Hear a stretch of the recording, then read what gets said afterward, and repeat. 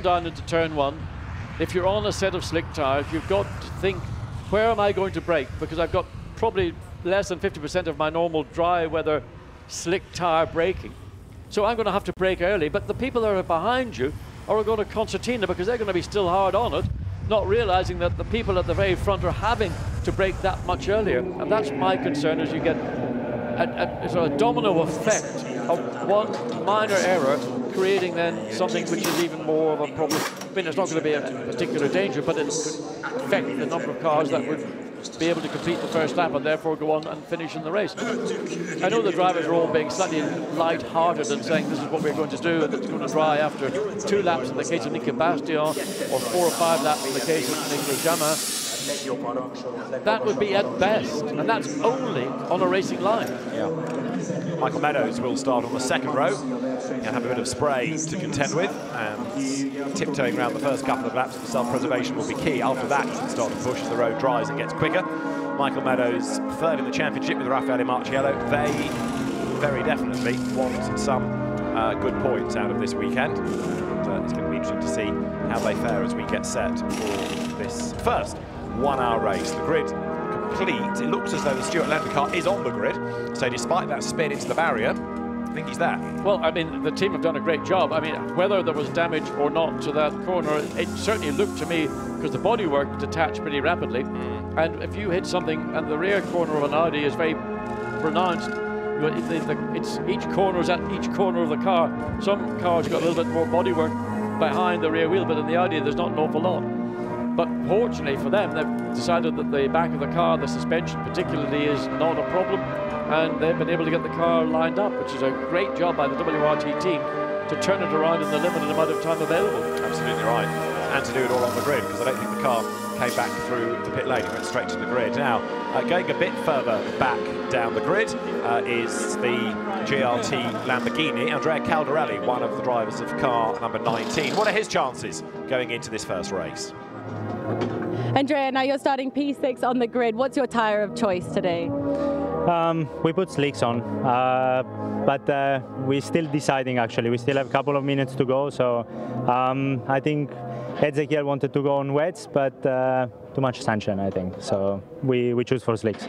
You think it's going to rain? Good call, but no, I don't think so. I think it's a good choice to go on slicks. Do you think there's going to be any danger of standing water on the track? Yeah, Ezekiel told me that in Sector 2 there is a lot of standing water, so he wanted to go on wets, but we believe that in the next like 10-15 minutes it's going to be almost full dry, so we take this gamble, let's see. Do you think Ezzy's going to be able to adapt his driving technique? Looking at his face, I think he's on it, so I think he's going to do a good job. And sister car right beside you, is that going to be a problem? I hope no. I hope no. No, he knows what to do, so I think they will be fine. Good luck for your race. Thanks. So Andrea Caldarelli gets ready. The team start to leave the grid. We have had the 10-minute board shown, and they're pit straight with the Audi course cars positioned at the front, the safety car, the leading car, and they will make their way from their positions shortly. The drivers, in the meantime, get suited and booted. Crash helmets back on, they'll get into the cars. The grid is being cleared, and we'll get ready for the rolling start to race 1 of the Blancpain GT Series Sprint Cup here at the Hungaroring. David Addison and John Watson with you. It's an all-Mercedes front row. It's Audi, Mercedes on the second row of the grid. And ACA ASP has just locked out the weekend thus far. Free practice, qualifying. There's nothing seemingly that's going to stop the Mercedes, but now these track conditions may well throw a curveball, certainly into the start of the race. Interesting, Andrea Caldarelli saying, I don't think there's going to be any more rain. The forecast is it's set in for the afternoon. Well, right now, it's a lovely sunny afternoon again. Yes, indeed, but the weather did change quite rapidly. The rain came in, the thunder, then lightning as well. So we're in a valley. This circuit is built in sort of the middle of a valley just outside Budapest. Looking that way, that's down the straight. You can see at the far end there is a little bit of cloud. There's a bit to the right.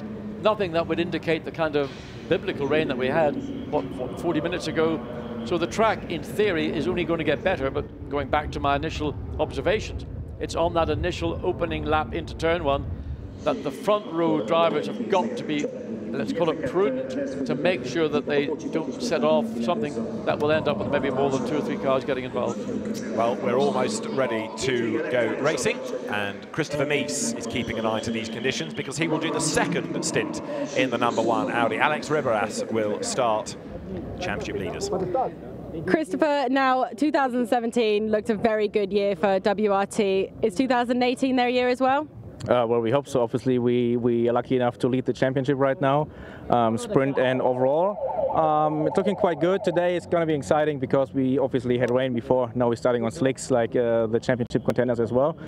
It's going to be a good one. Lucky I'm not in the car first, so I can see what my teammate Alex is doing, but I'm really looking forward to jump in for the second half. Let's see how it goes. Good luck. Christopher Mies makes a very good point that because the others in the championship, their challengers, are starting on slicks, you're kind of pushed in that direction. So if you want to be the one that's out of step with the rest of the field, you might turn out a winner or you might turn out a loser. So if the majority are going on slicks, you're kind of dragged into that majority vote to go the same direction. It's true, isn't it? You get forced down that channel. So there is the grid. Let's just have a quick look to make sure that Stuart Leonard's car is there. Yes, it is. And do we have an all-complete back row, or is it just a solitary car? Because the 11th row is complete, which means that Norbert Siedler is there on the grid. So the 114 Emil Frey Racing Lexus has been repaired. Michael Meadows there for ACA ASP, ready to go. Double Carrera Cup GB champion, former Ferrari racer within the British GT Championship.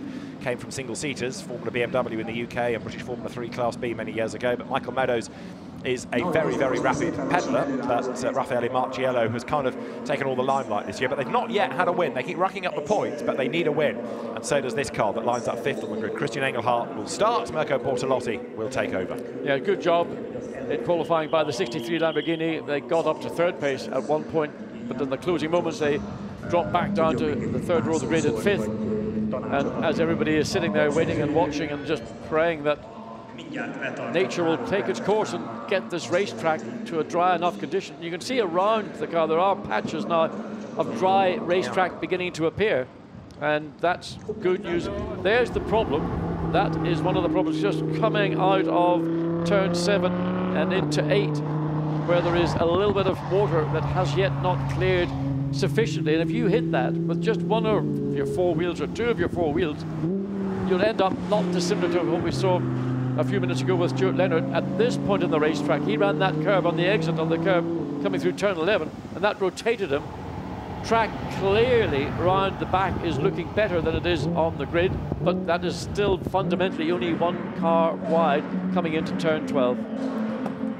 Number 35, Mercedes, getting ready for the start of the formation lap. It's another of the ACA ASP fleet, and this is Vladimir Autoev, who is behind the wheel. So the teams now make their way into the pit lane. The grid is cleared, but for the last of the engineers.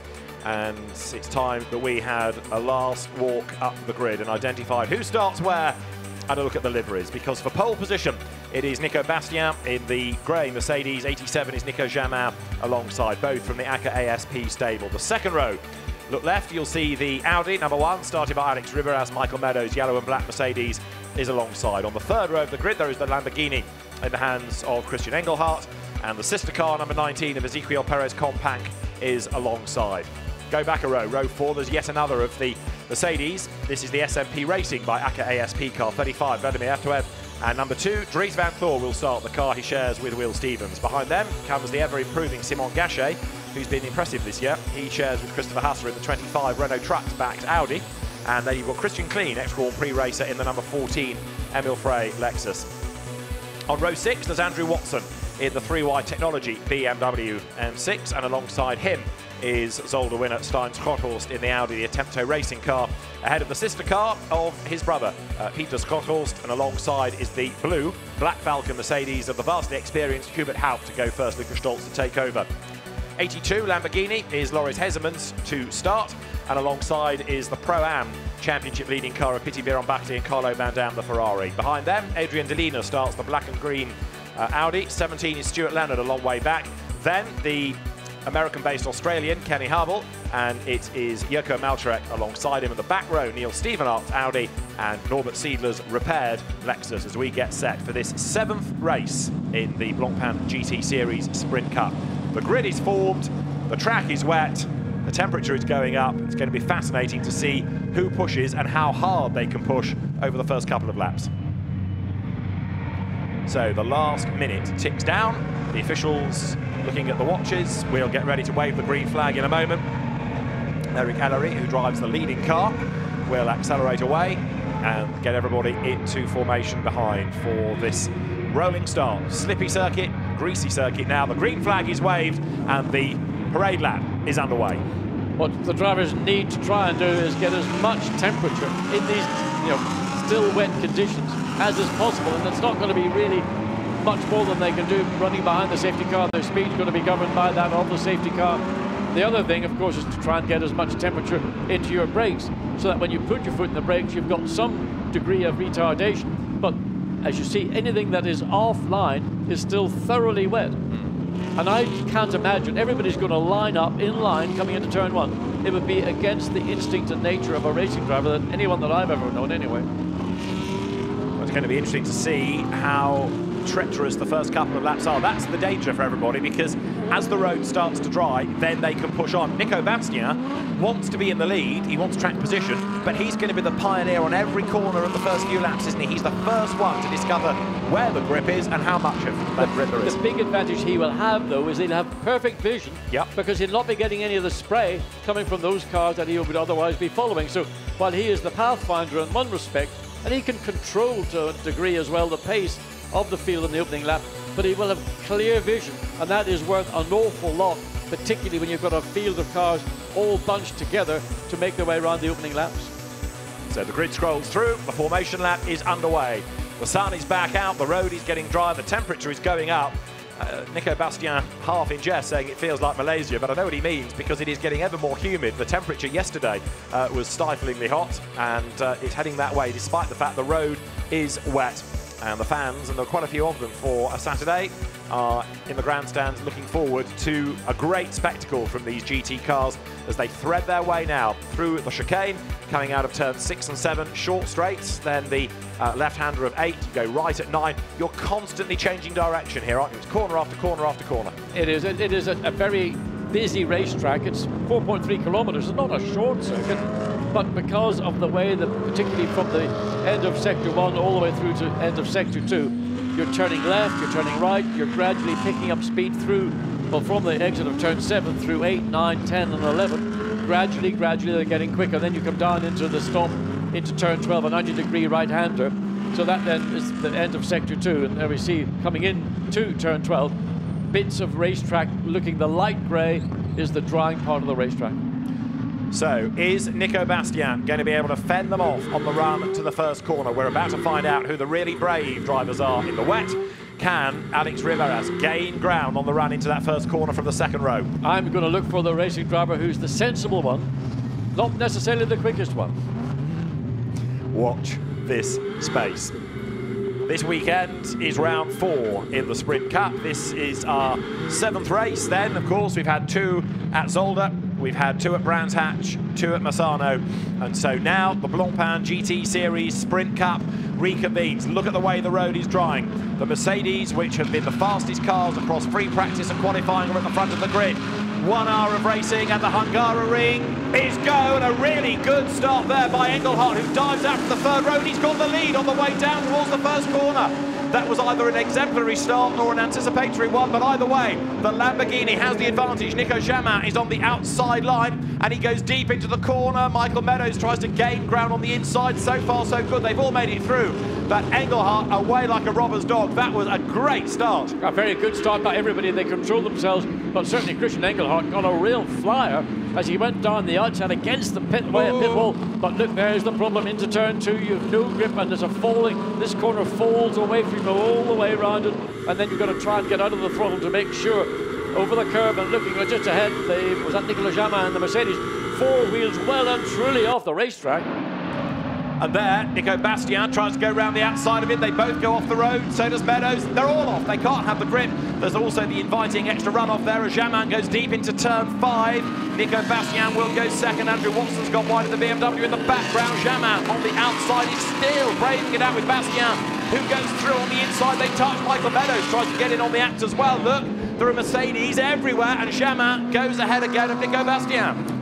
You wouldn't imagine these are all drivers on slick tyres on a damp racetrack fighting like mad on the opening lap of race, but Andrew Watson pushing the back of the 88 Mercedes. Is he on wets? Because those tyres, look, are giving him far better traction on this opening lap. He started 11th on the grid and he's up into the top 4. I reckon he's on wets. I think you're absolutely spot on. The reason why that car is going so quickly right now is because he's got shed loads more grip from the tyre than those that are around him. Yeah. Up now, squeezing past Nico Bastian in the 90 Mercedes currently. Well, that was on pole position. Now it's in second place and may well be down into third place.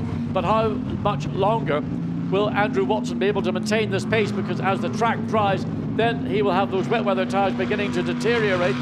We still assume, but the performance and the pace that he's had, you've got to think he's on a set of wet weathers. What about Engelhardt? Because it was such a good getaway, and look at the first lap that he's done. He is 4.4 seconds clear. He's not tiptoeing around, and there's an Audi getting it way, way wrong coming out of the last corner. That was one of the Attempto cars. There's Andrew Watson going for third. Look on the inside line, he goes through. But Engelhardt, if he is on slicks, has done an outstanding first lap, hasn't he? There, deep into the first corner goes Simon Gachet. He survives it, but I'd query Engelhardt's tyres as well, given how well he's gone on lap 1. I mean, he certainly had bite off the start line, although it's a rolling start.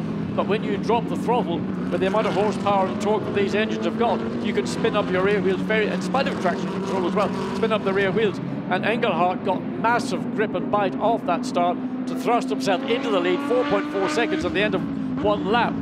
Andrew Watson in 4th place, fastest first sector time of all. Again, we believe on a set of wet weather tyres. So there, coming up towards turn 5, Nico Bastian has gone a little bit wide. Michael Meadows tries to get in on the act as well, but it's Engelhardt ahead of Andrew Watson, who is going very, very impressively indeed. Both of those lapping in the low 42s, suggesting the Lamborghini might well be on wets as well. So if that is the case, push early on, build a gap that you can then preserve to the end of the 25 minutes, but it's a gamble. It's a big gamble indeed, and you know, the track is on the racing line getting clearer. There's the problem on the outside of turn 7. You can see is the 6 Mercedes struggles, or 35 Mercedes struggles for traction, and now about to get, mugged by the Audi, and there's not an awful lot you can do around here. So we understand that Christian Engelhardt is on slicks. Big off there. That's again the Attempto 66, isn't it? So that is Stein's horse going off the road and back on again. There's a car very definitely on slick tyres. So Engelhardt on slicks doing a masterful job up front, getting away. The benefit of getting the lead into turn 1 and then being able to drive at his own pace with that confidence and not worried about somebody trying to dive bomb you into turn 2, and he's just pulling away the gap. Well, the gap actually now is reduced because it's Andrew Watson in this car, the BMW, who's closed down. That lead was initially 4.4 seconds, now it's only 3.7 seconds. So Andrew Watson and the BMW are absolutely mullering track conditions, but for how long can he contain that pace? He's got another 20 minutes, hasn't he, before the pit window opens. So sooner or later the tyres are going to drop off the edge of a cliff, as there Stuart Leonard tries to have a go on the inside line against Norbert Siedler as they come into turn 1. Stuart Leonard, who will give way to Robin Fritz, tiptoes up the inside line, tries to get the power down, but it is there the Lexus that fends him off for the moment. So Andrew Watson has done the fastest lap of the race. We've only had, in fairness, 2 laps, 1 proper flying lap. There, Peter Schotthorst goes wide and almost takes 26 Audi of Neil Stephenhart with him. You just can't slow down. There's just not enough traction on the front wheels, even the rear wheels, to slow you down again in turn 2. The track falls away from you. It's one of those tricky corners. If you get loose and get wide, then it just will drag you out to the edge of the circuit. There again, sideways, Peter Schotthorst, he's about to go 1 place down, isn't he? Because here comes Norbert Siedler, wide in, he'll get the undercut, tight out of the corner. This is turn 5. The Stuart Leonard behind the Stein Schotthorst there as well as they sprint along towards the chicane now. Siedler still can't quite find a way by. Funny that here we see the start again, but watch the Lamborghini there, pops out from behind in the 3rd row of the grid, just has traction, just has got speed, and just can carry it all the way down. And no one, they're all looking to the left, wondering who's coming down the outside of the track where it's going to be drier. No one thought to look down the inside of the track where it's still probably at its wettest. And then, with all that pace, Engelhardt still got it slowed down. The car quivered a little bit under braking, but safely through the first corner. An absolutely outstanding getaway there. And so Christian Engelhardt it is who leads the pack. This, on the opening lap, was the fight for second between Nico Jamin and Nico Bastien. The two of them running way, way wide. And Gottfried Grasser, for the moment, is a happy man as he watches on from the pit bunker, as Andrew Watson is 5 seconds back.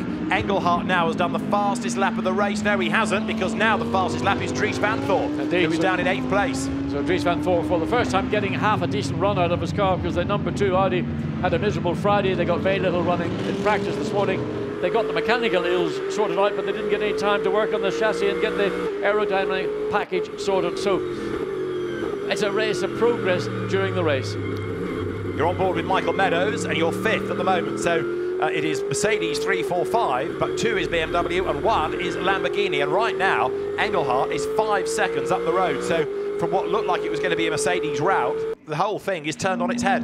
Christian Engelhardt leads the way. He and Mirko Bortolotti won that very first race of the season at Zolder, and leading here with an advantage that's building all the time. And it was notable on the lap just coming on to the end of the third lap, coming on to pit straight, that Andrew Watson in the BMW, currently in second, was going right tight up against the pit wall, because that's where there was the most amount of moisture remaining on the straight.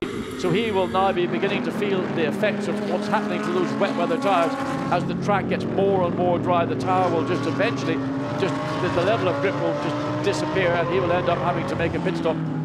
We've still got, well, we've got to wait until 25 minutes into the session, and we're just over 8 minutes. So there's a long way to go yet, as Engelhardt continues, as does Christian Klein, to bring down sector times.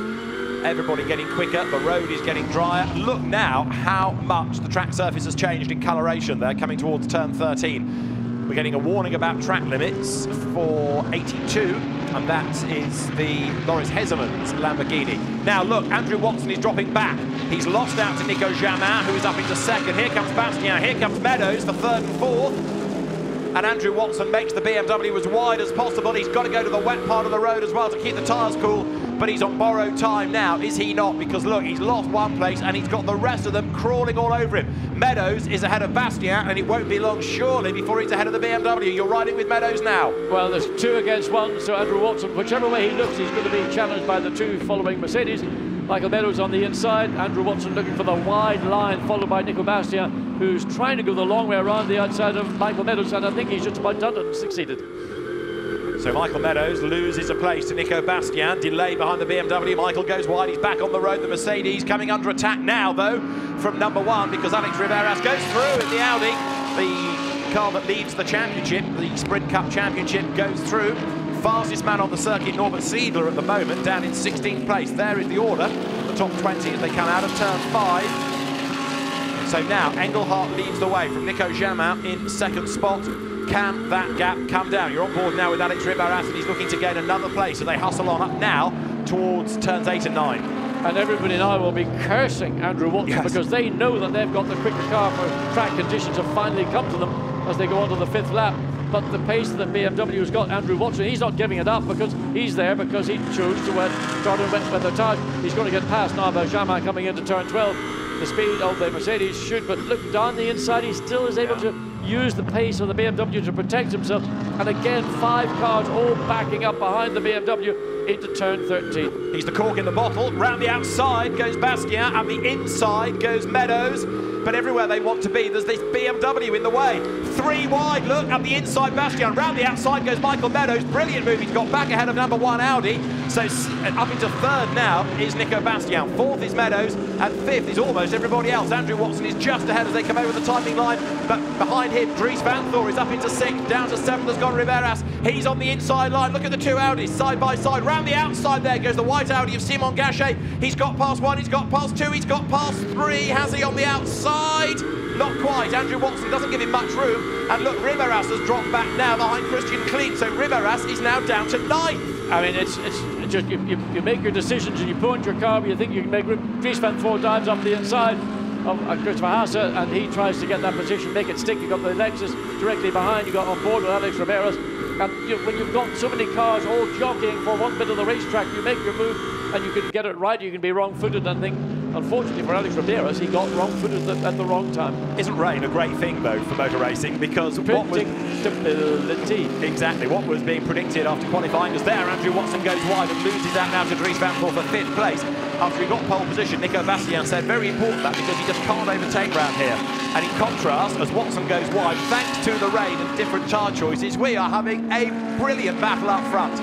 Brilliant for us, brilliant for the viewers, not great for those that are following Andrew Watson, because they know that they're being, their pace, their performance is being hindered by that of the BMW on a set of tyres that is now probably way, way past its best, and in these track conditions, it's only going to deteriorate even further.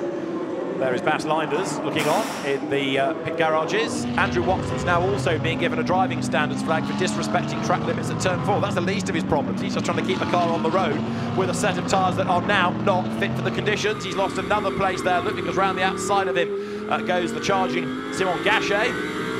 And he's going to lose out also here because Christian Klein is up behind him. Look, round the outside, Andrew Watson fighting the car. Through goes Klein, and also Riberas comes through, and he's sideways, and he's off the championship leader spins. He's in the wall. Riberas loses it coming out of the last corner. Yeah, I don't know if there was contact or not between the BMW and the Audi, but the Audi was on the outside of the track, caught the wet track, the curbing on the exit of turn 14, and once that rotation began, there was nothing Riberas was going to be able to do about it. He might be able to get the car rotated and get it running again, but clearly a misjudgment. It may have been a bit of a hip and shoulder from the BMW, but I don't think there was any contact, unless we can get a view on the left side of the BMW. It doesn't look as if there was anything that we can see. I think just Riberas got too wide on the exit of turn 14, caught the wet curbing, and once she was gone, all it was going to do was go across the track and end up against the pit wall. I had a horrible feeling he was kind of touched and falls wide as we go full course yellow. There is the reason. Number 1 gets going, but it's got damaged rear suspension. Look, you can see left rear corner is broken, so Alex Riberas will limp to the pit lane. We go full course yellow because that car needed retrieving. It's got going, but to all intents and purposes, that car's out of the race. Black and white flag to car 37, disrespecting track limits at turn 4. Could this full course yellow not have come at a better time? Because will that give an opportunity for the BMW, if they want to, stay out? Yeah. It's going to give them a bit of breathing space. Yeah. Because the clock's still ticking down. We've just got 11.5 minutes before the pit lane will open for the mandatory set of pit. So if Andrew Watson can hang in behind, well, the track's gone green again, so we're back at the races. There he is, and he's about to lose out because that's Hubert Haupt getting up the inside of him. Also through there, look, is Norbert Siedler, and also darting through Loris Hezemans. Andrew Watson, the danger is that he perseveres to the window opening and he loses a lap because the car's going to lose so much pace against those on slick tyres now. I mean, the decision to start on the wets at the time was a gamble. It worked initially, got up to second place, now it's working against them. So whether he's going to stay out and run, or just bite the bullet, come in, put on a set of slicks, knowing that he's going to have to come in another 10 minutes at least to put on the mandatory set of tyre changes that you will do. And he's gone from running second all the way down, it's just falling down. You can't even count how quickly it's falling down. And it will continue to drop, won't it? Because now he's in 16th. Right, here is the incident. So have a look. The Audi comes on the outside of the BMW, drifts wide. Well, there was contact, but the Audi was also, the left rear was on the curbing, and it was beginning to me, it was beginning, you can just about whether the contact was the cause of the car ultimately ending up against the wall, or whether it was the Audi trying to come back off. You know, the BMW was there, it ain't going to disappear. No. So that'll be an interesting view for the stewards to have a look at and address whether they feel that that was the responsibility of one or other, or just a racing incident. But if you're overtaking on the outside where it's wetter, you're always going to be in jeopardy, aren't you? You are, and it's the curbing in particular that was the problem. The wet curbing was the what caught out Alex Ribeiro on a set of those of the Pirelli slick tyres, whereas the BMW was just finishing its exit of the corner on its probably knackered set of wets. There is number 1 into the pit lane. I'm intrigued to see the gap coming down. I know we've had that full course yellow just interrupting things. Let's see the last lap. Engelhardt's back up to a proper pace. He has just done the best lap of the race, a 1:47.251. Alex Riberas comes in. If they can do any suspension repairs, they can get the car out as a test session, but in terms of points out of this race, forget it. Yeah, what they'll do is put it in the garage, take that rear corner off and check around the gearbox and other areas, as well as the suspension itself, and get it ready for Christopher Mies to take it over for tomorrow's 1 hour sprint. Fastest lap of the race, third placed car, Nico Bastian. Engelhardt leads by 7.6 seconds from Nico Jamin. There is the number 6 Mercedes, which is 10th, Hubert Haupt. He's got Norbert Siedler tucked up behind him now. So good little fight developing between these two as they drop down the hill towards turn 2. The fastest lap of the race, as I say, Nico Bastian, who is now also taking chunks of time out of those ahead of him in the first sector. The incident with car 1 is going to be looked at after the race.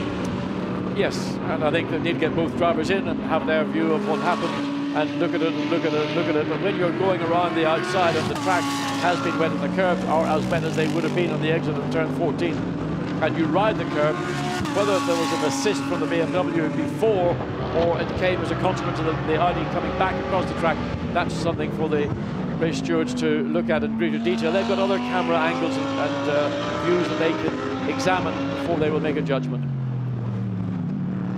So there you've got the leading group. Engelhardt leads Jamin, Bastian and Meadows. In other words, Lamborghini, Mercedes, Mercedes, Mercedes. 5th is the top Audi of Dries Van Thort. 6th Audi, Simon Gachet. 7th Lexus, Christian Klein. 8th Lamborghini, Ezequiel Perez Compact. 9th Mercedes, Vladimir Avtoev. 10th Mercedes, there it is, the all-blue car of Hubert Haupt going into shot now. So it's begun to quieten down a little bit. The hysterical opening laps and everybody was looking for position, trying to keep the car on the racetrack, trying to keep out of trouble. Now the track conditions are at the point where the racing line is a virtual dry racing line, but you still look at the 82 coming right, there we go. And that was just almost inevitable. You could see it was at the beginning of a spin for Hazement, and he fulfilled the prophecy. So Loris Hazement rotates, loses a couple of places, loses another one. There, number 751, Kenny Harbel, the American-based Australian in the Sprint Cup. He was a welcome visitor to the Spa 24 Hours race in Suzuka's 10-hour race last week, but he is leading the Pro-Am class here ahead of Piti Bieron-Bahti and Neil Stevenart. So Kenny Harbel, with a very quick Tristan Vautier as the co-driver, leads the class. This is Loris Hazement. It slithered, he almost caught it, and then it was a long, lazy loop, and around he went. Yeah, it was beginning to go as he sort of entered into the final turn. Tried to keep it balanced on the steering and on the throttle, but inevitably the old pendulum effect took over, and around she went. No harm done, maybe a bit of a flat spot or two on one of the 4 wheels and tyres. But there we go, back to a little battle further down the field for 9th and 10th. Vladimir Avtoev keeping them at bay for the moment. Fastest lap of the race still claimed by Nico Bastian. The lead gap, though, is coming down. Engelhardt 6.8 seconds ahead last time, and the Mercedes behind are certainly lapping quicker than the Lamborghini. So we are not far away from the pit window opening. We're about 6 minutes or so off that, but just monitor the lead gap, because the Mercedes 87, 90, 88, they are catching the leading car. It's just gone over the line. That last lap by Engelhardt was a 46.6, which was good. This, in the meantime, is the fight for 9th place. Yeah, there's a three-way battle going on. But the one strength, again, that the 63 Lamborghini has is the Grasser Racing team have been outstanding, along with WRT and some others, in the driver change, the pit stop, the wheel change. And assuming that they repeat that kind of performance in the pit lane, there's a good reason to believe that they can consolidate with Mirko Bortolotti behind the wheel of the 63 Lamborghini in the lead. Now, Nico Jamin here has done the fastest lap of the race. He did a 46.0 last time. That was 6/10 quicker than the race leader. But on this next lap, Engelhardt has done the absolute best in the first sector. So perhaps he's responding now to the challenge coming from the Mercedes behind. He will be kept aware, you know, either by radio or by just simply the old traditional pit board on the pit wall. There is the race leader, Christian Engelhardt. You can see how much energy he's putting into the car. That's giving you an indication as to how much confidence and grip level the Lamborghini's giving up now. Again, with the 87 Mercedes, Nicolas Jamin behind, followed by Nico Bastian. But it's the 19 right now who's fastest first sector time. And I mean, we're getting these spikes popping up, car driver combinations. Where did that come from? Who's on that time? That's Perez Compact, isn't it? Andrew Watson is on his last warning for track limit, so is Loris Hazement. Remember, Andrew Watson was second after that brilliant first lap. There he is, he loses another place. He's now down to 19th. He's also 1 minute and 11 seconds behind the leader. Bearing in mind he was second overall early on. That shows you how the tyres have gone. Yeah, I mean, he's hanging on by his fingernails. All he could do is just brave it out. He's got another 3.5 minutes before the pit lane will open. He'll be, I suspect, the first car into the pit lane and get on a set of sticks as he hands the car over. Now the lead gap is down again, 4.7. Despite Engelhardt doing a good first sector, Nico Jamin is consistently chipping away. Nico has just done the fastest lap of the race. Now the real fascination is going to come in the second stint, isn't it? Because he will give way to Denis Bulatov. With all due deference, I would propose that Mirko Bortolotti is a little bit quicker than Bulatov. He's also more experienced in the car he will take over. Indeed, but that's quite a lot of time that Christian Engelhardt has lost. And it was 6 seconds, now it's 4.7 seconds. The pace of Nicolas Jamin is very, very impressive. To be 1.5 seconds quicker than the race leader, there is the race leader, on the last lap, that was lap 11. So that's a bunch of time now. There's no traffic that I can see that would have caused Christian Engelhardt to lose 1.5 seconds. He is coming up to some of the tail enders. Whether that was the case on the previous lap, he has gotten ahead of one of those cars we can't quite see. I think it was one of the Mercedes. He's now got an Audi ahead of him. That's going to be another issue. The Audi will not want to get offline to let the race leader go through, but he might be required to do so, because if he gets a waved yellow flag as Mirko Bortolotti begins to prepare, I'm again watching Engelhardt, took the decision. He forced this decision to push through the Audi around at turn 11 and gets through cleanly. So Mirko Bortolotti is getting ready to go, and still Jamin quicker in sector 1, quicker in sector 2. So the Mercedes is getting closer and closer and closer. You get the feeling, though, that the second stint is going to be fascinating, because there are other cars that will, of course, have a different driver of differing pace. They will rise and fall accordingly. So we're almost at the pit window opening, as there, Mirko Bortolotti gets ready to take over the leading car. The fact that he's ready now suggests that they're going to bring that in at the start of the window. That would be my view, certainly with 1.5 minutes remaining before pit stop window actually opens. Mirko Bortolotti is getting ready and prepared. Second place, Nicolas Jamin slides down the inside. That last lap was a 146, I beg your pardon, 0.8. Still quicker than the race leader, so the gap down to 4.5 seconds. So Christian Engelhardt may well, as you suggest, David, be in the pits at an earlier than later moment. And a drive-through for Andrew Watson for exceeding track limits. He's had enough warnings. So trying to keep the car on the track on the wrong tyre, I'm afraid, is no defence. He's getting a drive-through. And he has to take the drive-through. Oh, there goes, and hook. That's Harville. That's the Pro-Am leader losing it at the last corner. Again, I wonder, was that just exiting the corner too early, getting the rear onto the curbing? Harmless spin, maybe. Again, the only danger is he's got a set of flat spots on his tyres which will give him uncomfortable vibrations. But Andrew Watson, I think he's been hanging on. Basically, he's got zero grip. Yeah, you're right. And there, Kenny Harville keeps his lead in Pro-Am. Such is the pace of that car. There's another driving standards flag for track limits, and it is Ezekiel Perez-Companc. There, Denis Bulatov is keeping, Vladimir Avtoev is keeping at bay Hubert Haupt, who in turn has got Siedler behind him, and then it's Stein Skorhorst in the Attempto Audi next in the queue. The pit window is imminent. Number 1, as far as we are aware, is a retirement from the race. The team working on the car, but Alex Riberas effectively is out. So this group of 4 or 5 cars are battling away, but no one of the 4 of them is able to make any spectacular move. The Lexus is the one different than the 2 Mercedes, the one Lexus, the Audi behind. This is the repaired Lexus, the car that had a brand new chassis to replace the chassis as Andrew Watson makes his drive-through. So he gets the drive-through done, and he'll be in imminently as well to give way for the pit stop. The leading gap is down again. It's 3.9 seconds. Nico Jamin has done another fastest lap of the race. We're into the 45s now, 1:45.868. Why is the Lamborghini struggling for pace? Is it just that this is a Mercedes circuit? I don't know. I'm surprised, because ordinarily the 63 Lamborghini, where this year it hasn't had the out-and-out pace, I think that's not been down to the car's handling and road holding. It's been down to maybe other factors. I don't know where that time differential is going, but Nicolas Jamin in the 87 Mercedes, one thing is clear, driving the wheels off that car. Absolutely. Very, very impressive drive, this. It's getting cooler, by the way. It's getting a bit greyer. I don't know whether there's any more rain on the way. Certainly there is more rain forecast, but is it going to strike during this next 35 minutes? We are currently on lap 14. It is race 1 of the weekend in the Blancpain GT Series Sprint Cup. Christian Engelhardt, who could well be on an in-lap because the pit window is open, has just done the absolute best in the first sector. He is determined to get away from Nico Jamin and the fans in the stands are bracing themselves because, as I say, there might be a bit more grim weather on the way. There, Antwerp keeps Haupt at bay. Getting out of the way is the Pro-Am Audi number 21, which has got Christian Maltrek at the wheel of it.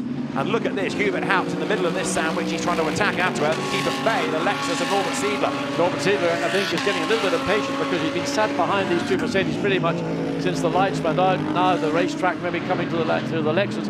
Remember, it didn't have much fun qualifying. That was the car, ended up in the barrier on the exit of turn 4, and the team have done a great job turning it around to get that car repaired, looking as immaculate as it was when it first turned up here this weekend. Leader through, and that lap by Engelhardt was a 45.9. In comes Michael Meadows to give way to Raffaele Marciello. Another fastest lap of the race to Jamin, a 45.4. He's taken another half a second out of Engelhardt. And Dries van Voor up into 4th place as well. He's also taken a place away from Michael Meadows, so that's Michael Meadows down to 5th. Raffaele Marciello will be taking that car over very shortly indeed as Meadows. Well, that was the reason why Meadows came into the pits, so that's where the position has been lost. And they're also in 55, which is Peter's Krockhorst for a Temto. So the pit lane getting a bit busier. I'm looking skyward, and all I can see is 50 shades of grey. The sun's gone, hasn't it? Definitely has. As I said a moment ago, it's got cooler, noticeably. It's not as bright. Is there any more rain imminent? That's going to throw things up in the air if we do get it right. Absolute best, sector 1, Dries van Voor. Michael Meadows' work done. Can Raffaele Marciello get a win out of this race? The car heads down the pit lane. Depends really where he returns to the field. If he gets into a bit of clear air and he gets the opportunity, certainly nobody behind him has got one of those Audis, so he may have to make a pretty aggressive. As Stuart Lennon comes in to hand over to Robin Friends. There's going to be an interesting opening lap for Raffaele Marciello. He will want to clear the Audi and not get bogged down, particularly if he's got a fresh set of rubber on that 88 Mercedes. That's a good throw of the seat by Stuart Leonard. It was a good catch from the mechanic. 63, this is the leading car, Christian Engelhardt. So he's on lap 15. Is he in this time? Yes, he is. So the Grasser Racing team, the car that has led this race since the lights went out, the gap between first and second there is now the race leader, Nicolas Jamin, was 3.4 seconds when they came across the line at the end of lap 14. That's academic now because the Lamborghini in the pit lane, and wait to see what Grasser Racing can do to get that car turned around. Also be careful in the pit lane. If it is still wet in the pit lane, that's another area where drivers traditionally are getting caught out. So Mirko Bortolotti will take over. Nico Jamin has done another fastest lap of the race, a 1:45.383. So now it is Jamin from Bastien from Van Voor. Great, I mean, just watching the Grasser Racing team go to work here. Great operations by everybody. The car's off the jacks, rolling, gets clear of the car coming down the pit lane. There is the 88 Raffaele Marciello. And has he cleared the Audi that was just ahead of him? Is he? No, he hasn't. No, but that car's going to blend into the pit lane, I think, isn't it? So the road will open up. But there, look, is the leader, as was, and he will maintain track position over this Mercedes, clearly. Yes, indeed. So that's more than the length of the pit straight. The advantage, well, there it is. You see the Mercedes just in the very background. So the best part of 10 or plus seconds between what is now first and second once it all washes through. Nicolas Jamin is still the race leader because he's yet to make his pit stop. But Raffaele Marciello, now having the Audi that he was following, it's gone into the pits for its mandatory stop. So let's watch and see the opening laps of Mirko Bortolotti and that of Raffaele Marciello. And the closing laps of Nico Jamin. This is the race leader, the fastest man on the track. And of course, by continually pushing like this, he's hoping that that will give the car the opportunity to rejoin in the lead once Denis Bulatov is behind the wheel of it. So 87 Mercedes, is it in this time? Yes, a late decision, but Nico Jamin does go for the pit lane, in he comes. Yes, what he was doing was maximising his entry speed. The pit lane speed limit comes here, there's a white line, crosses it, well, there it is now. He's going to go down to 50 kilometres per hour. But the bit between when you exit the racetrack onto that pit lane, the quicker you can get down it, the more time you gain. So a great drive, a superb opening stint by Nicolas Jamin, and I mean, very impressive and difficult conditions for everybody in the opening lap. So the pressure is on Denis Bulatov, who will get on board that car, and it comes. So Nico Jamin, the Frenchman, has done quite a bit of his racing living in America. He gets on board, and so he gets out. Denis Bulatov takes over. Of course, that was the car that Felix Morales drove at the start of the season. Bulatov relatively new into the team. Not the best pit stop. One of those wheels got a bit errant around the front of the Mercedes, so I suspect the Lamborghini, there's the Mercedes about to roll. The Lamborghini is about to get back into the lead as it goes down. There it is, midway down, pit straight at full speed, where the Mercedes is still running on the speed limit. Now can get up to speed. The gap between Mirko Bortolotti leading and second place Nicola Jamaden's Bulletov is going to be around about 3.5, 4 seconds. Fastest lap of the race, Raffaele Marciello, 1:45.003 on his first proper flying lap. So Raffaele Marciello means business. So there, Bortolotti leads, second is Bulletov. That is Vladimir Avtoev giving way now to Alexander Kornev. There's the BMW through, which Andrew Watson started. And that is now Lucas Moraes at the wheel, and the car is down in 19th place. And yes, and also it is, of course, on slicks, as it wasn't when the race started, the advantage being to Andrew Watson on the first 3 laps. Thereafter, it went backwards quicker than you can select reverse gear. So all eyes will be on the 88 Mercedes of Raffaele Marciello and the 63 Lamborghini of Mirko Bortolotti, waiting to see what Mirko Bortolotti's first flying lap is. We've only had a night lap from the 63 Lamborghini, waiting for it to come across start-finish line. There is Marciello. First sector a little bit down on this lap. He's really pushing. Look at the way the car is moving around. Do you expect anything less from Marciello? I mean, he is, I mean, he's a great driver to watch. He really energizes a car. Some drivers are timid of a car. He is nothing. He's the opposite. He takes control of it, and he is the master of the Mercedes, not the Mercedes the master of the driver. Absolutely right. So he's done the best lap of the race, and he's now got 28 minutes in which to try to fight back and see what he can do. Now, Bortolotti is going to be a tough nut to crack, but I reckon he should get Bulletov before the end. I would think Dennis Bulletov is going to be vulnerable there. We see the Lamborghini, and directly behind it, that is Bulletov. Where's the third car? That's Raffaele Marciello. Flirts with the curb on the exit of turn 14, kicks up a bit of the spray. That's the residue of the rain that fell. Just happens to come out. The Audi coming out of the pit lane just ahead of him. That's not ideal for Raffaele Marciello. He needs to clear it, trying to get down into turn 3 or at the latest into turn 4. Bortolotti a 45.4, Marciello 44.8, 6/10ths quicker, and rain is being reported up at the chicane at the top of the lap. So there's rain at one section of the circuit. Rain reported, and the lead gap is coming down. This is building up to be an absolutely sensational finish, isn't it? Well, it's a nightmare for drivers and for teams, because they do what they think is the right thing. The majority started on slicks, and they're getting through a very difficult situation in the opening laps. Then the track is sufficiently dry. Now, after the managing pit stop, where they've all gone onto a fresh set of slicks, the prospect of further rain falling, and the rain that fell prior to this race getting underway about 2 hours ago was very substantial indeed. And if we get similar conditions, it will be lucky if you can get back into the pit at a walking pace on the slicks until you can then fit a set of wet weather tyres. So the chicane is where the rain is, or being reported at least, and that's just around this section of the circuit. So there, Marciello hustles on in the traffic. Into the pit lane has come Nico Bastien, in has come Simon Gachet. So everybody now at the end of the window cycling through. And although the rain is being reported by the race director, it's very, very hard to find. It might just have been a passing few sprinkles, but that message has now gone off the timing screen, so perhaps the panic is over. So Bortolotti leads the way, and here, look, Raffaele Marciello stuck in the traffic. And that's the problem that Marciello had to face, because he knew that once he came out that he was behind, as he still is behind, the Audi coming down, start, finish straight. He's only, and the Mercedes now, the 90, also Jack Manchester behind the wheel. So Bortolotti's got to drive, and again, the Audi using the racetrack to his own advantage. It's Will Stevens. It's a battle for position, this. So this is the Audi fending off the Mercedes, as Will Stevens is quite entitled to do. But Raffaele Marciello looking the quicker, but he's just a bit stuck. There's the gap on the inside. Marciello goes for it. The Mercedes goes through, goes a little bit wide.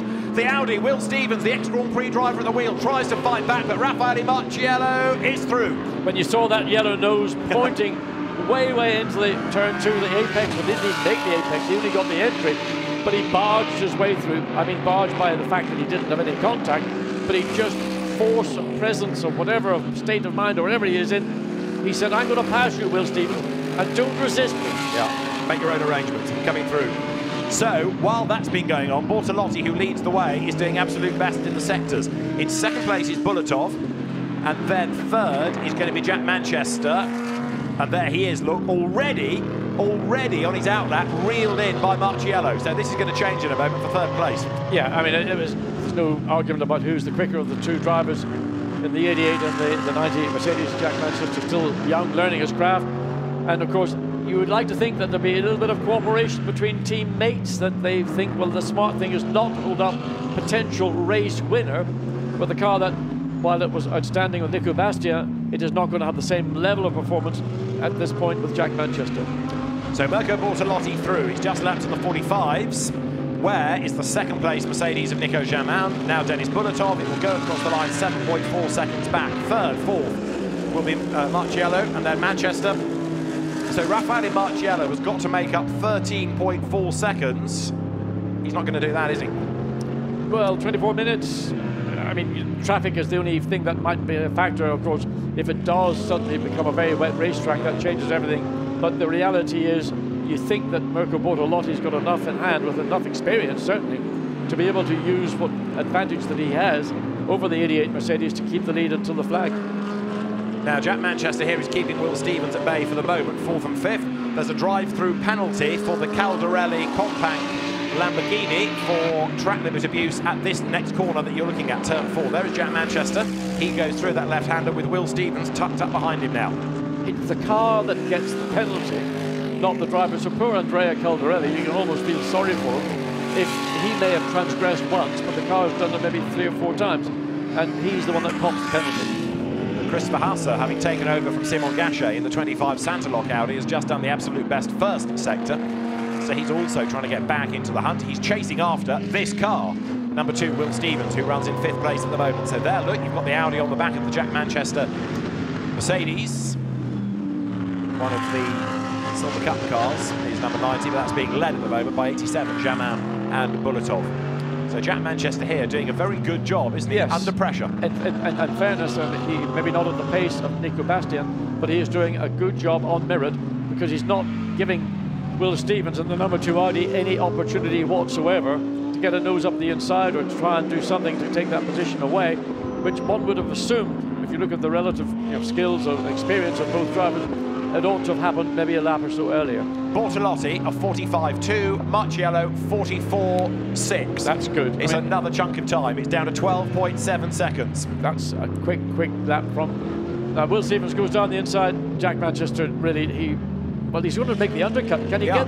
Well, good thinking. Well done. Good thinking. And he gets it back, look, but he's on the wrong line for turn 3 coming down the hill, because here, look, Will Stevens is going to have the inside line. The road's going to come to him. He'll get the job done, but Jack Manchester gave him room, slowed the car down, as you say, got the undercut. He got the undercut. He saw what was happening, but he got the benefit of Will Stevens running slightly wide on the exit of turn 1, and then the situation's been reversed now back up the hill, so Will Stevens has got the upper hand and will be able to, in my view, pull away bit by bit from the 90 Mercedes.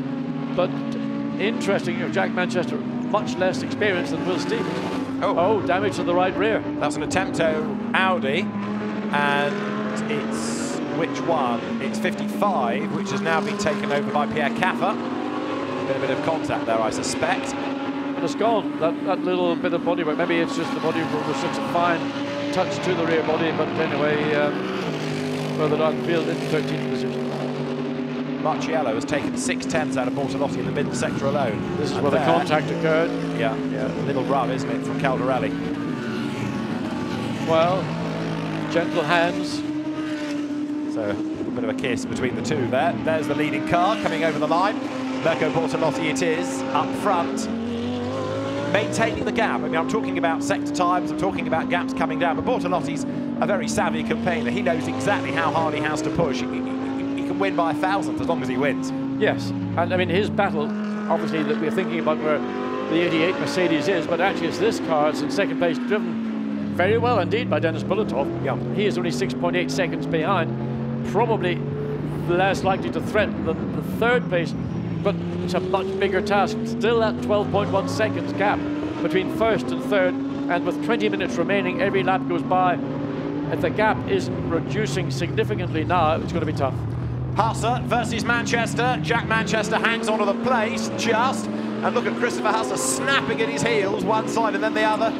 Christopher Hasse is another hugely experienced driver, and he is desperately keen to try to find a way through. Mercedes is a large car, occupies pretty much all of the racing line and maybe a bit more. The Audi is slightly more you might describe it, of the nimble variety a little bit in terms of its handling, a little bit more, a sharper car in terms of turning. But the Mercedes is such a good car in these conditions where the track has gone from wet to park, dry to dry, and it helps a young driver, gives confidence, allows them to grow. Jack Manchester is doing a good job here. It's a circuit, of course, that's new to him, keeping Christopher Haase at bay. Christopher's been around the block many times. Marciello in the meantime, absolute best middle sector, pushing on, another 7 tenths pulled out from Bortolotti's advantage. He'd like a safety car, and so too would Christopher Haase, because that would perhaps give him a chance on a restart to get past the Mercedes. Here is another of the fascinations of GT3 and the balanced performance, differing cars, where they're strong, where they're weak, and Haase eventually gets up the inside at turn 13, prizes open the door, and through he goes. Yeah, and I mean, you put that down to one thing only, and that's experience. Nico Bastian having a little look on what's going on, animated, as he will understandably be. Looking at his car coming across the line, Jack Manchester now into 6th place. So not much that Nico Bastian can do. He did all he had as the capacity during his stint, and he understands that in co-driving with Jack Manchester that there will be days when there will be a bigger differential in track performance than others. You see there a drive-through penalty for Pereira for track limit abuse of the 82 Lamborghini from him, but a lot done earlier on. We saw all the warnings for Loris Hesemann, so Fearless Frank comes in to serve the drive-through. Caldarelli is serving his at the same time, so you've got 2 of the 3 GRT Lambos in the pits for penalties. And Gottfried Grasser's look, you can see him looking intently onto the screen and wondering, well, 2 out of 3, please don't let the 3rd of the 3 transgress anyway, because we've got this race. It's our race to lose. That's the position that they're in. And it was all one off the start, wasn't it, really? So people saying pre-race about the track conditions, but Mirko Bortolotti's co-driver, Christian Engelhardt, made that demon getaway, and Gottfried Grasser looks on in the pit bunker. The car leading now by 6.4 seconds. Bulleton is catching back up a little bit as well, but I still get the feeling that Bortolotti is driving within himself. He's got this reasonable advantage. He doesn't have to overdrive, he doesn't have to risk anything, he can just maintain the gap. Yep, and that's what he's doing. He's keeping the gap, particularly between the 1st and 3rd. There's the 2nd place.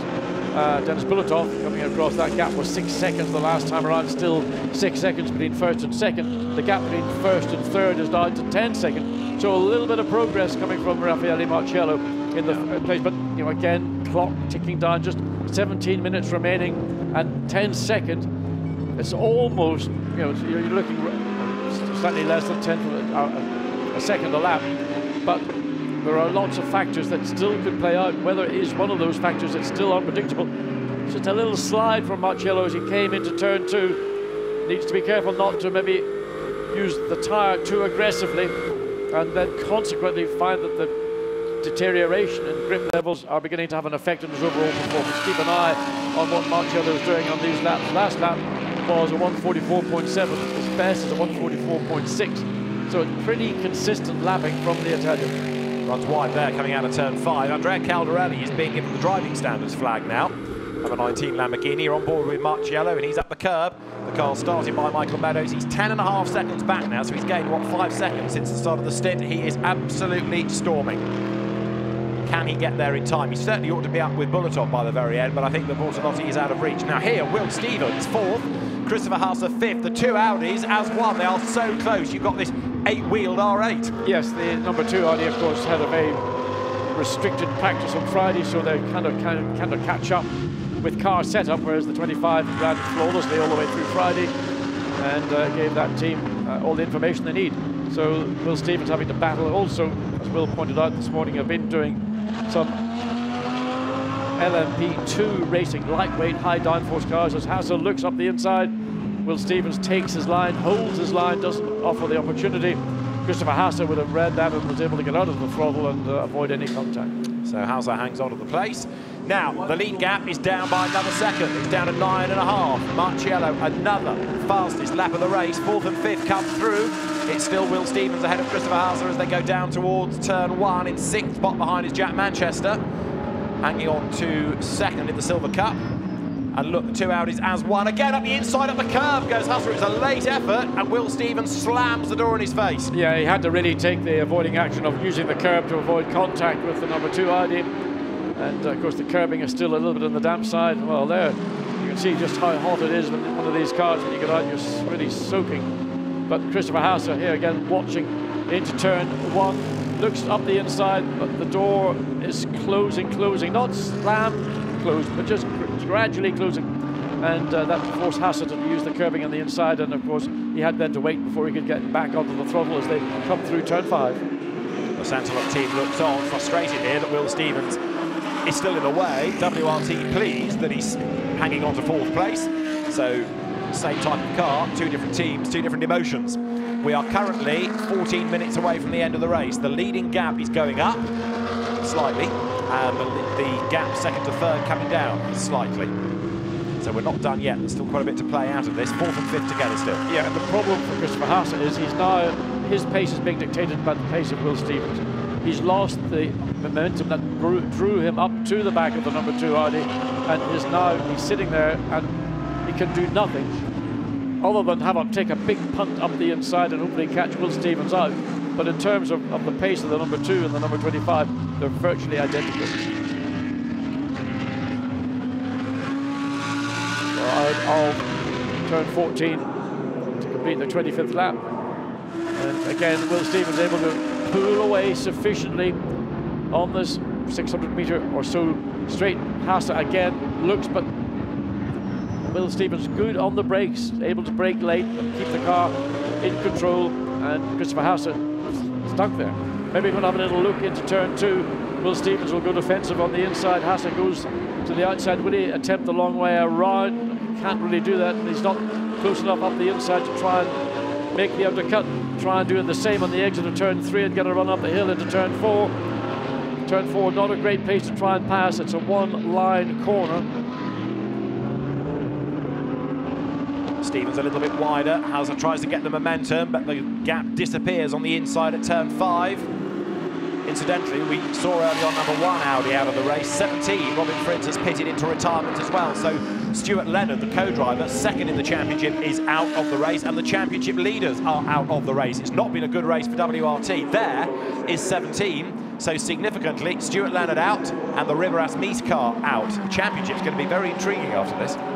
Let's have a look and see what's going to happen on Sunday. Absolutely. Let's see whether Will Stevens can hang on to his 4th place and salvage something for WRT. Christopher Haase for Santalot is right on his tail then here as they come down towards turn 12. Hard on the brakes, turn right. Haase using every millimetre he can find, but almost overdoes it there and slide a little bit deep into the corner. 12 minutes on the clock.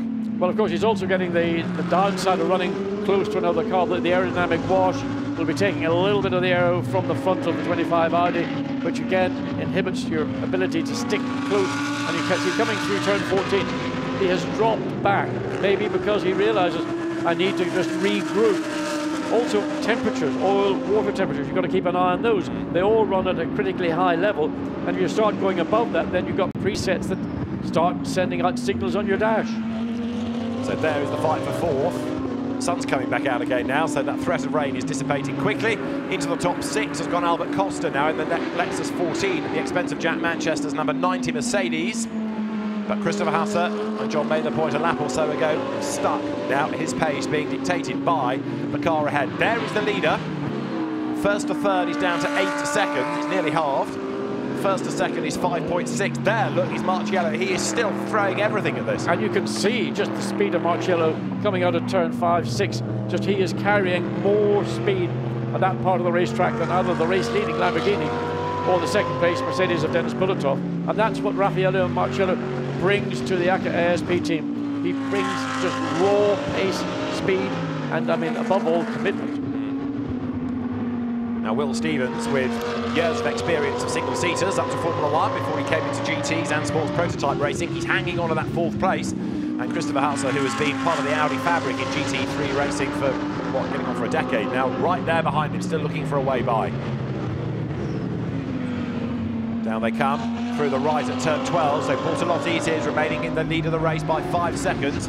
Bulletov is 2nd, Marciello is, what, 2.5 seconds back, so the change for 2nd place is imminent. 1st to 3rd is 7.5. Out of the right-hander here they come into the last 10 minutes of the race now for this 4th place battle. Stevens and Haase still running together, but it's concertinaing for the top 3. Yes, it is, and the gap, the principal gap between 1st and 3rd, the gap between 1st and 2nd has reduced by a smallish amount, but second to third, but first to third is the real focal point. 9 minutes, just over 9 minutes, 40 seconds of this race remaining. Raffaele Marcello running on that last lap 0.6 of a second quicker than the race leader. Needs to be more than 0.6 of a second per lap with the time remaining and the gap that they've got. So again, will traffic come into it while we're enjoying this battle with Will Stevens and Christopher Haase, and you can see inside the Santa Log pits and the WR pits, they're all sitting on eggshells waiting to see whether this is going to end up happily or otherwise. Yeah, indeed. Haase closing right up, look, as they come into turn 5, trying to force a mistake out of Will Stevens. Is that it? Let's see. Haase goes one side and then the other. He's on the outside for the approach to the chicane. Can't do it there. Can he get a better drive out of the chicane? Bouncing over the curb. But again, the straights aren't really long enough, are they? No, they're not. And once you get into the sequence of corners, turn 8, turn 9, then into 10, 11, down to 12, the opportunity is to pass into 12.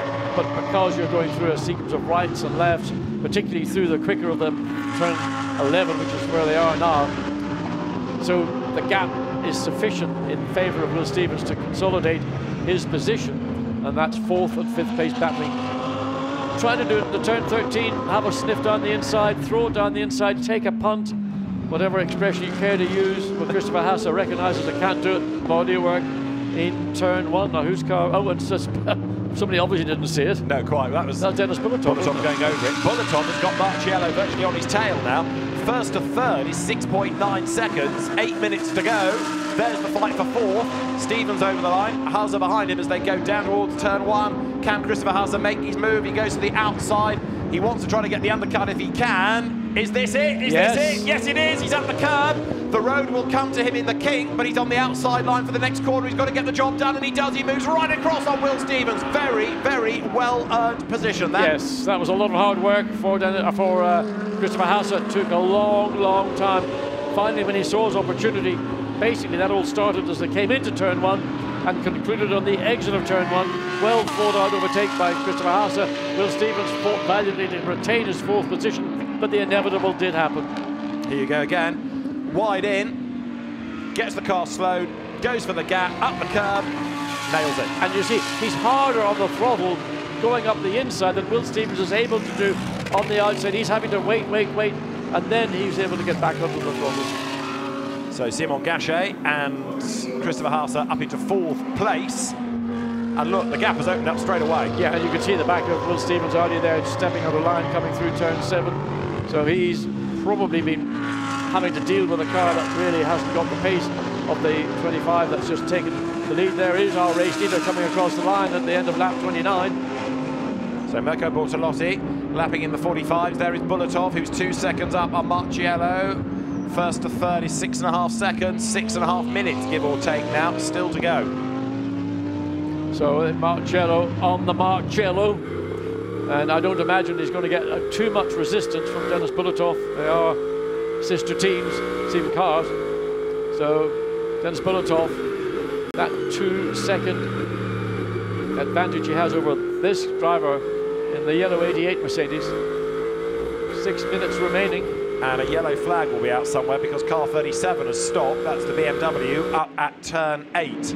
So that's out of the chicane, that short straight to the next left-hander. That's the part that they're approaching, in fact, from here. This is turn 5. So number 37 BMW out of the race. There is the hard-charging Marcello. And he's taken 3/10 out of Bulletov in the first sector. Hats off to Dennis Bulletov. This has been a good drive, hasn't it? I think it's done. I mean, there's been a number of outstanding drives, and Dennis Bulletov is one of those. There's some in the first part of this race when drivers did an exceptional job in tricky condition. There you can see the gaps between 27, 28, 29. Big lump taken out in lap 28, fractures taken out in 29, and of course the closer that Raffaele Marcello gets to Dennis Bulletov, the same kind of scenario that we were watching with Christopher Haase and Will Stevens will begin to apply to these two chasing Mercedes, unless Dennis Bulletov steps aside to let the 88 go through and have one last poke at trying to get up and take the lead away from Mirko Bortolotti, which is a mighty big ask as far as I'm concerned. Around in the same stable, aren't they? And that's an Acura ASP car that could do with points just to bring it into the mix of the championship. Marcello's car over the line, it's down to 1.3 seconds, second to third now. 5.5 splits the top 3. it's basically the best part of a second a lap that Marciello is lapping quicker than Bortolotti, but the pace is going to be affected when he gets stuck behind 87, unless he can catch and pass very swiftly. I just wonder, will there be any assistance from the pit lane to advise Dennis Bulletov that the 88 is the quicker? I remember back in a Grand Prix when Fernando Alonso was given, or not Alonso, it was Ruben Barrichello was given the message, I think, to... Was it Felipe Massa? Felipe Massa. Yeah, that Alonso was lapping quicker than you. He's quicker than you, do you understand? You get the message. But in this context, different drivers bring different budgets, don't they? So it's not quite as straightforward as driving out of the same team. You're run by the same team, but you know, you're paying to race in many cases. Your AM is certainly paying to race. So is it as straightforward? There might be some team orders, but it's very hard to tell somebody that's a pay driver to move over. So we'll see. It could be that Marciello has to do this on pure pace. It also depends in part, you know, the respective positions in the championships for the 88 car vis-a-vis the 87 car.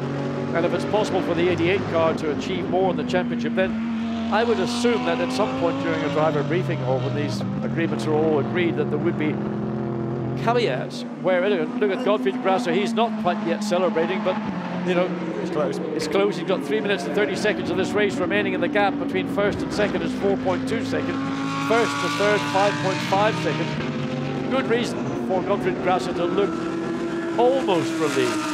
And also, it will be their first victory for the 63 car, I believe. Is it first victory of the year? Huh? Since Zolder. Did they not win the first race? Maybe they did. Maybe I've forgotten them. It's called Alzheimer Light. It's been a long while coming, hasn't it, between wins? I'll double check that in a second. But there is Gottfried Grasser. And really, they've dominated this race because it was such a good start and they've never looked back.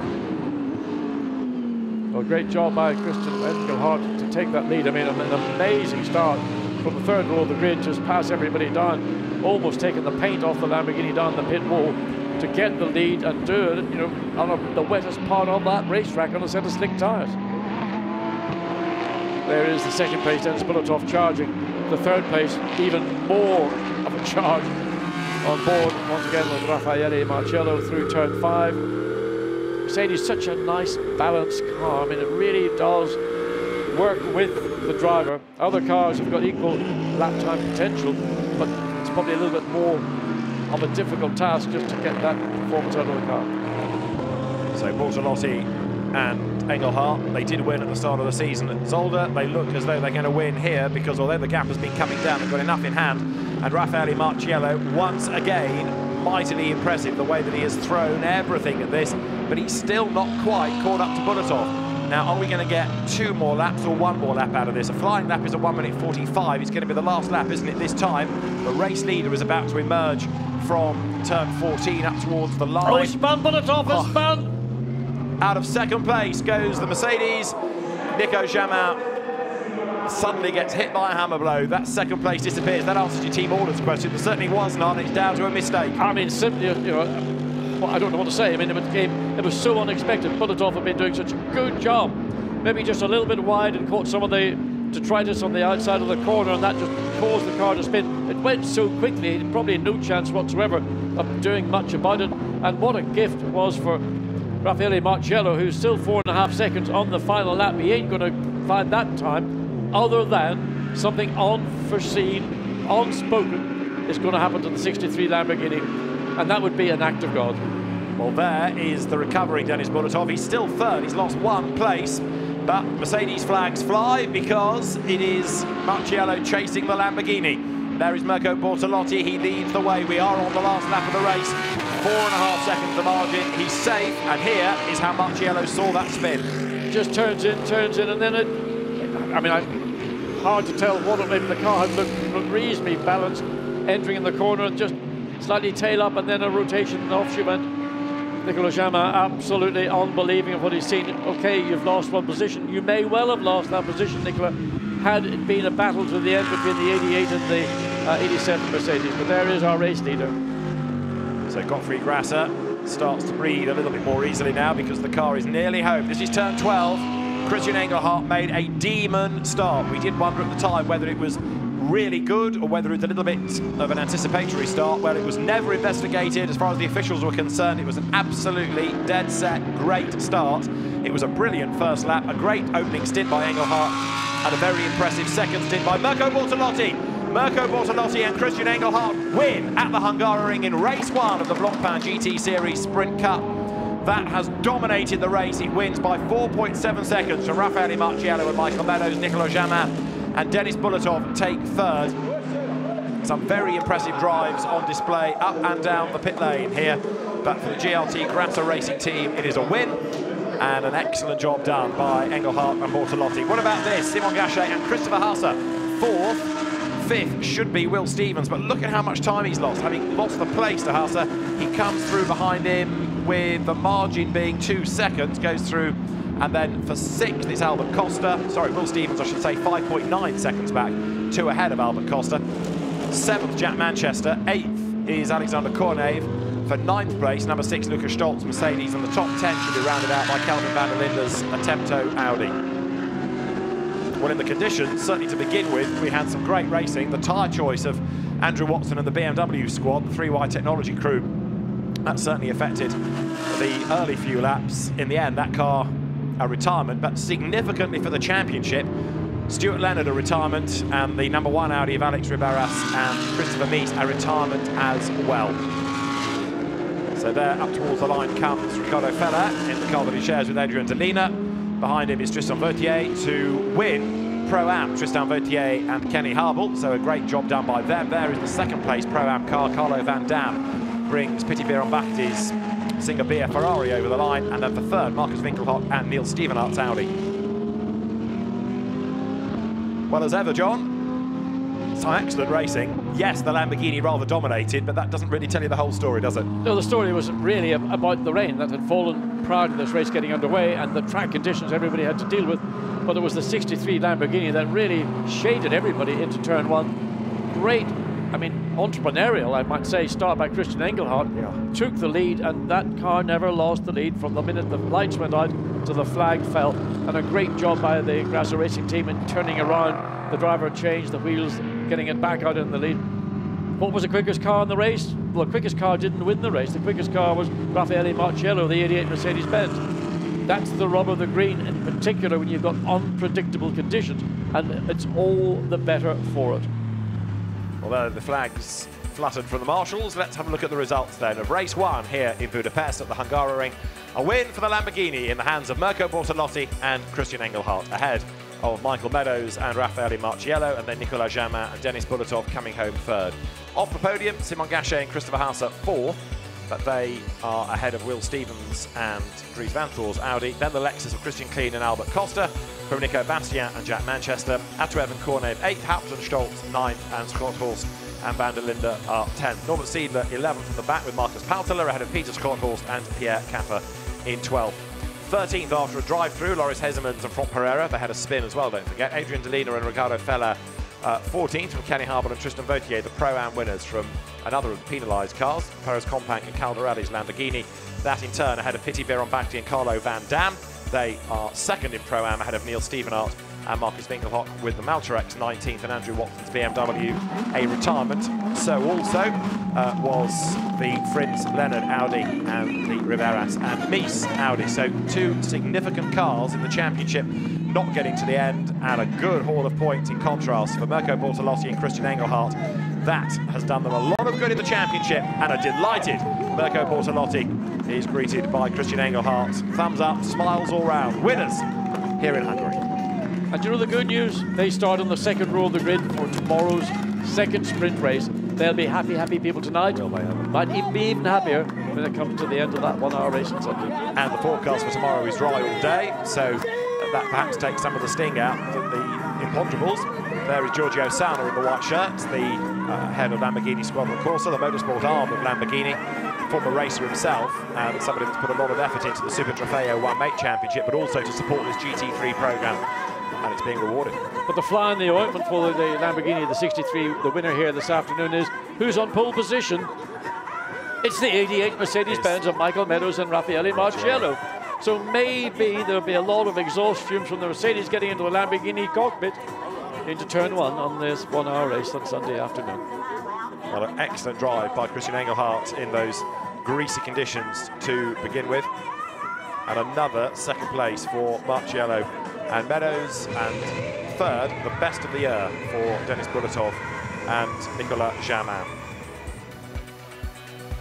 Let's look at the highlights and another look at that amazing start by Engelhardt. Off the line to the inside and to the wet, and he made it stick. He had the advantage going down towards turn 1. And once ahead, never headed. Through into second place, early doors slithered the Audis, but then as they dropped back and tyres were critical on the opening couple of laps, so the order shuffled itself. And Andrew Watson on wet got himself into the mix. He was overtaken as the tyres went off by a number of them, and as Alex Riberas tried to go around the outside, he ran out of grip and lost it into the wall. Engelhardt pitted early to give way to Bortolotti. Seamless pit stop, the car blasting back into the race. Nico Jamin gave way to Denis Bulletov, and they hung on to second place as Raffaele Marciello carved his way into contention. But we lost the man that was second in the championship coming into this race, Stuart Leonard. We'd already lost, of course, the championship leaders, Riberas and Mies. Will Stevens versus Christopher Hasse was a great fight going on for fourth place, as those two squabbled long and hard. And then when Denis Bulletov had a spin, it was enough to give the race win to Bortolotti and Engelhardt, and second to Marciello and Meadows, to Nicolas Jamin's great disappointment. Well done, Mirko Bortolotti and Christian Engelhardt. Race 2 tomorrow promises to be another thriller. For now, from the Hungaroring, from John Watson and David Addison, bye-bye.